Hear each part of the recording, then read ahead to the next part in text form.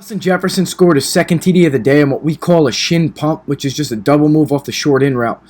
There's a nuance to this route I wanted to discuss. So often you hear on double moves, run your first route first. In this instance, Jefferson never gets to the in break due to his cover defender's technique.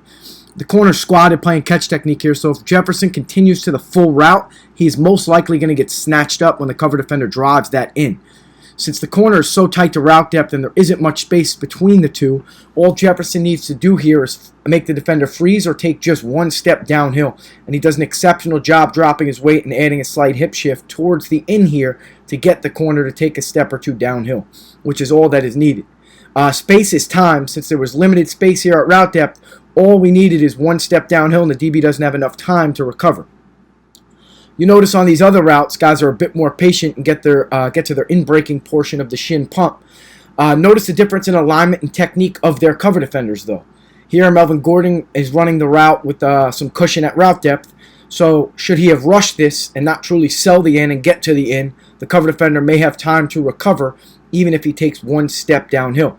Remember, space is time. Gordon takes 3 to the end, makes it look exactly like he's running the short in, pressure steps to exit, getting width and depth, not losing speed in the process. You'll see Adams work the same thing here. His cover defender's bailing a bit, so he gets on the in a bit more than Jefferson did. And then he does a nice job looking late, getting 3 before he tracks the ball. This is where our ability to problem solve as wideouts comes into play, understanding when and why and how to execute each technique, all while responding to our cover defender's reaction pre and post snap.